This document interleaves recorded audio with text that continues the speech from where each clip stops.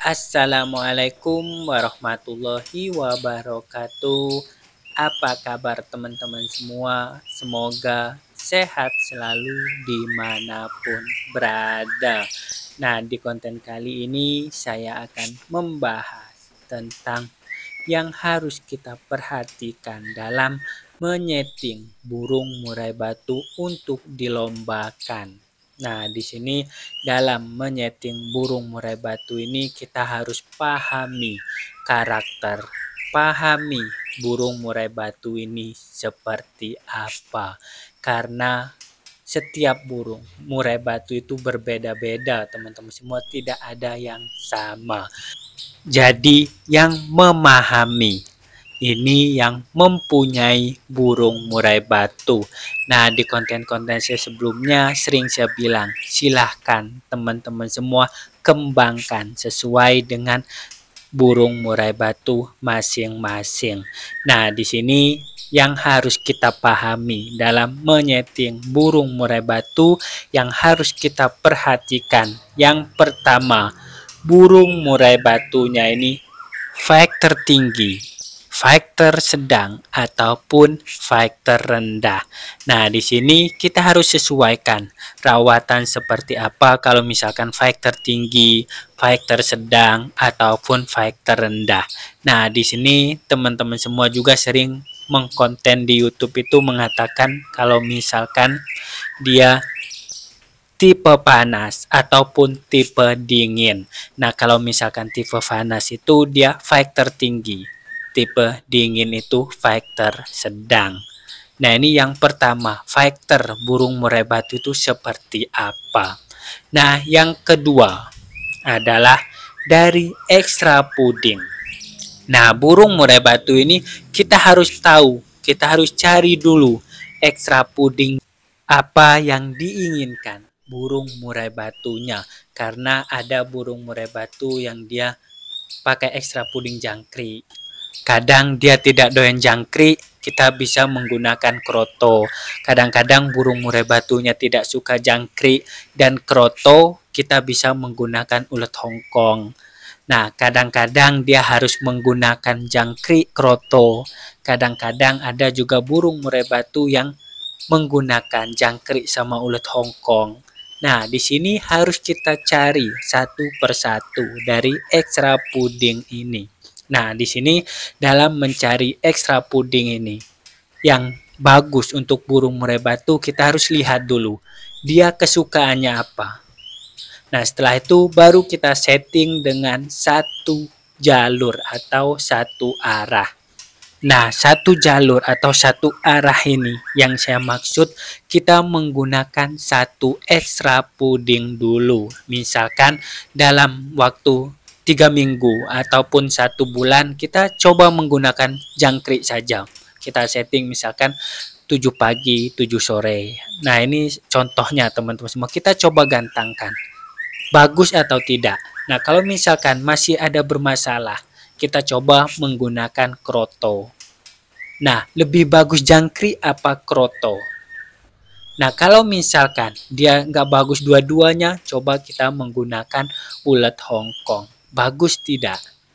Nah, setelah itu baru kita lihat yang lebih bagus di antara yang 3 ini apa. Nah, kalau misalkan kita menggunakan jangkrik, jangkriknya kita 7 pagi 7 sore itu lebih bagus dari yang 2 ini. Nah, coba kita menggunakan ditambah kroto supaya tampil maksimal. Kita coba kroto seminggu 2 kali. Nah, ini jangkriknya kan dia udah menu ekstra pudingnya jangkrik, kita tambahkan kroto.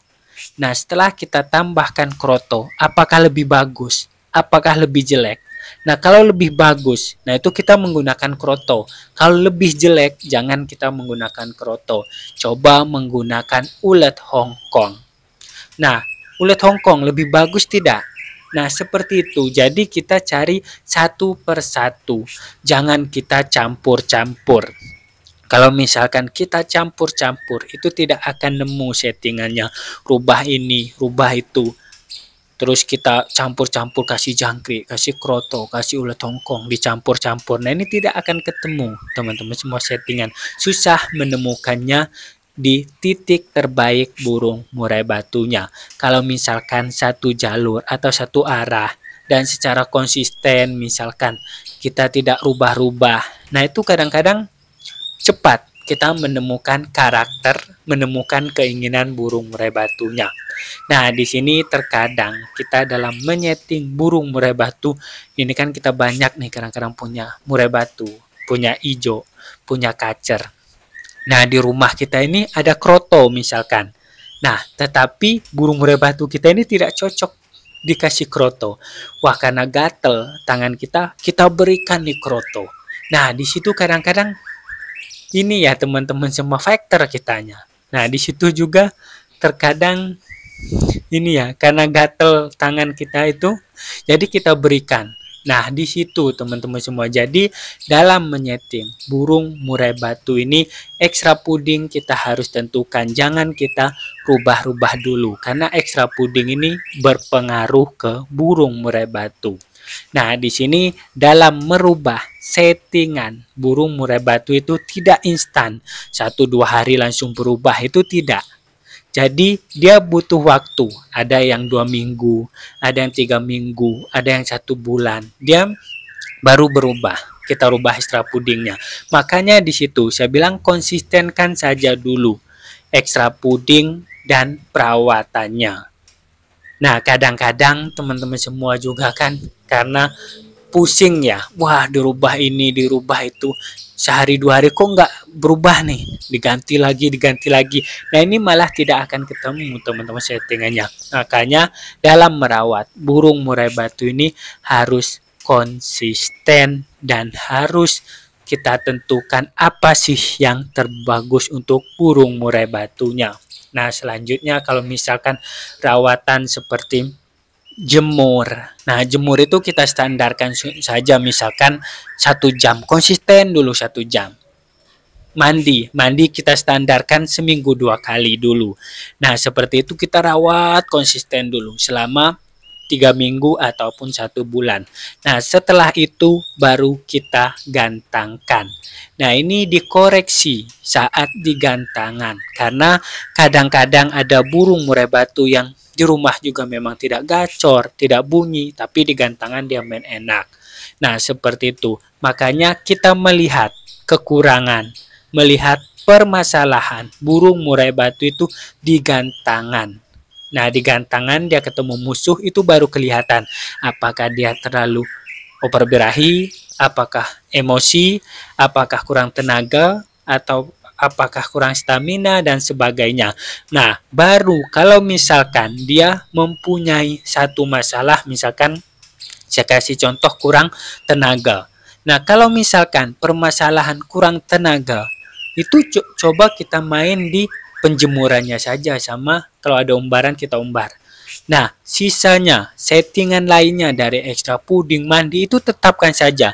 Cuma kita rubah satu saja seperti penjemurannya. Ini untuk meningkatkan tenaga dan umbaran kalau ada. Nah, seperti itu. Nah, kalau misalkan permasalahan burung murai batunya dia overbirahi. Nah, kalau overbirahi kita samakan semuanya. Yang dirubah itu seperti pengembunan. Kita tambah pengembunan dan mandinya kalau misalkan sebelumnya pagi, kita rubah di sore hari.